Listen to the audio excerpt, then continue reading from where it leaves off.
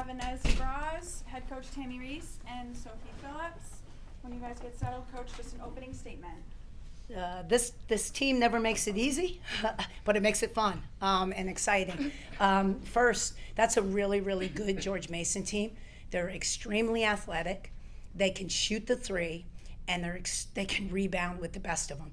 And being not full strength, our bigs, my A's, 60%, and T being out, it worried me a little bit. We had really a three-man post rotation. So rebounding scared me, and taking care of the ball scared me. But really proud of the team in the second half. I mean, we executed. You're not in our timeouts, but every time we diagrammed something, they came out, we got the shot we wanted. And usually one of them, big time Soph, hit the shot we wanted. So where we were struggling in the beginning of the year, closing games out, close games, we lost. We lost Prav, we lost St. John's in the second half, we lost Quinnipiac. Really staying and working on the last 4 minutes of games. Now you see the past two games, we've really executed. That's what I'm most proud of in this game. Down the stretch, defensively and offensively, executing to put yourself in a good position to win, and then making free throws at the end of games. Tisha hit two big ones. So 3 threes in the last 5 minutes of the game, then a steal at the end. What worked so well for you? Just staying positive, going on to the next play, keep moving forward with my teammates. We've been saying how we just need to stay positive and move on to the next play, whether something bad has just happened, whether offense isn't going well, get back on defense and just run the same thing, stay together. So that's really what went well for me. Sophie, today you go from 9th to 6th all time in three-pointers for Rhode Island, passing your former teammate Marta Vargas. What does that mean to you to see yourself going up the ladder of Rhode Island players? Definitely am proud of it. I have definitely big goals for myself, and to accomplish that, it's not easy. But I definitely couldn't have done it without my teammates. Sophie, what was that final play like when you went down for the ball? I was just happy that I was able to get a hand on it, honestly. And then once I saw it on the floor, I knew I just had to go for it because obviously it was the end of the game. They could have won on a three, so just whatever I could do for my team to win. It was batted around a little bit too. Were you concerned at all? What was that like when they kind of were going for it? I feel like chaos is better than anything because it makes it just harder for them to be able to execute at the end. Coach, I've seen a lot of your celebrations, but the one after today's game was a lot. It was extra special. To see that grit at the end, people diving on the floor up until the very end, how special is that to you to see your team putting in that full effort? It's something that we weren't doing in other games. If you watch us and we showed them 50-50 balls, we would never come up with them. We would never get a loose ball. We started the game on an O board, the ball bounced, and no one went for it. I told them there has to be a sense of urgency. Every play matters. That ball is gold, and you have to come up with it. So lately I've watched them. They're in practice, in games, they're diving. It's a different mentality, and that's why you win. Those are winning plays. Deflections, coming up with 50-50 balls. It tells you who you are as a team, and that's a really tough team. They're gritty, they're grimy, and so for us to be able to compete with them, I told them we got to hit first. You got to be mentally and physically tough today. And my celebration at the end, that was my true feelings. That was sheer joy. I was very happy for them. Again, to grind it out and win. I think we were down 5 or 6. Second half, gave up a 3, gave up a layup. So just really, really happy with the way we played at the end of the game, especially the last 4 minutes. Coach, talk about the end of the game. Just an absolute back and forth 40 minutes. 13 ties, 11 lead changes.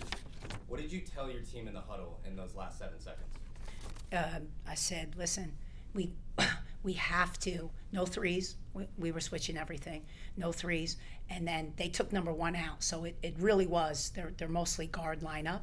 We had the box. We can't give up a 3 to lose the game, which we did at Prav, and we got to learn from that. Cannot give up a 3 to lose the game. So we were switching everything. And then anything on the drive, don't foul. Stay with yours, but box out. Don't give up no board. That's how they win games. So, you know, it really was end it with a box out.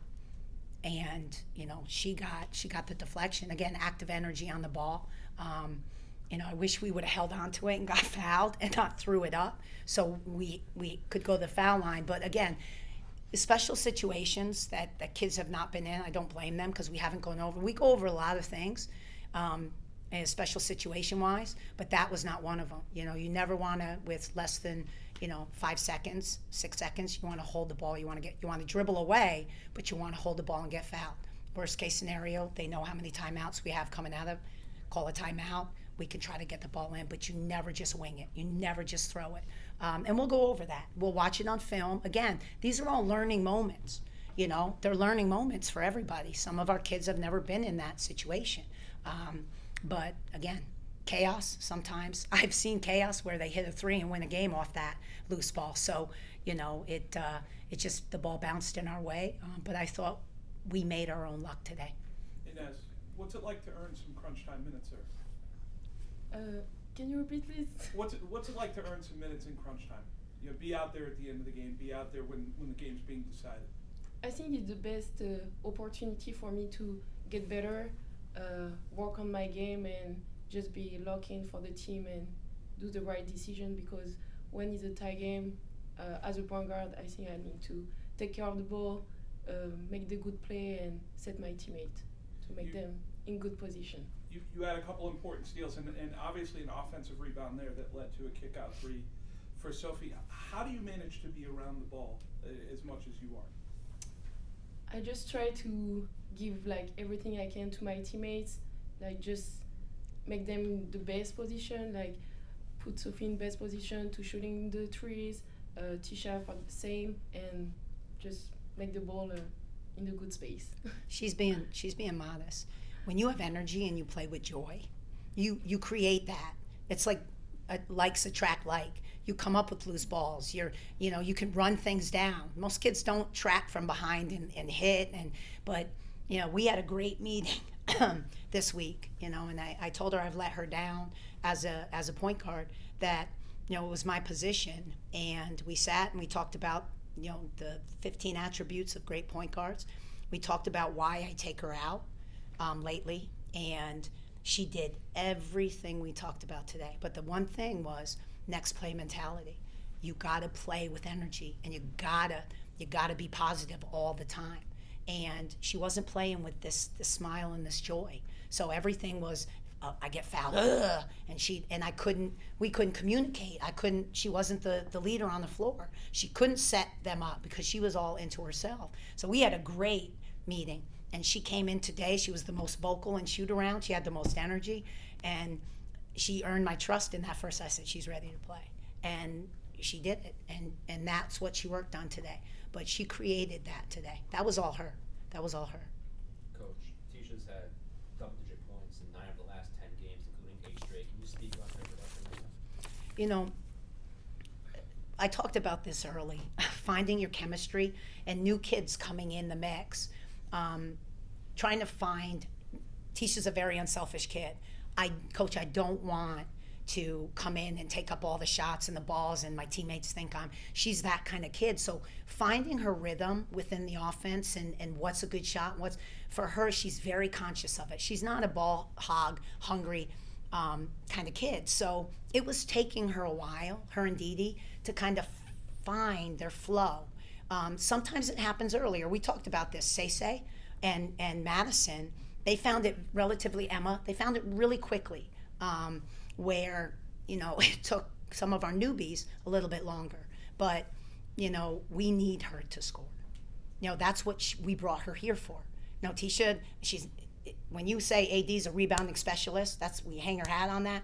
Tisha scores the basketball. She's able to create one-on-one situations where we don't need the offense to create for us. Some kids can just get in the lane and score it or draw a foul. The last play of the game was for Tisha. Take the clock down so we don't give them that much time and clear out of her way, let her get in the lane, let her elevate, and let her score. She drew a foul. It's hard to get kids that can do that, and she can manufacture points. And that's what we've been missing for a while here, is that guard that can just go. she'll, as she gets more confident and more, I think she'll become even better. Where, but again, it really took her time because she was here. She didn't want to disrupt what we have and have kids. All you do is shoot the ball, and she's very conscious of that. We have really good kids. They are. They're not. Sometimes I wish they were Michael and Kobe and not LeBron, but we have more LeBrons than we do Michael and Kobe, and so it's coming. So I feel really good now that she's finding her flow a little bit. They all are with each other.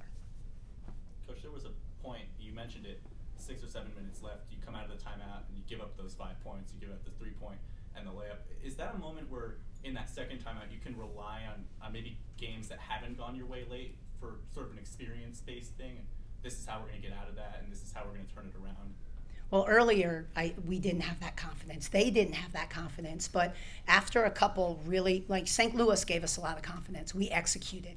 We really did down the stretch. Some of our kids that, not having my A or tenon in, they're confident. We beat a St. Louis team on the road, down 14 in the first half, with kids that they're not go-tos, a la Sophie Sen and AD, although AD looked like a go-to in that game. They gained a lot of confidence in that game. They really did. The last couple games, again, our last 4 minutes of our last couple games have been really good. We've been able to come out of timeouts and we diagram, and they come out and they execute.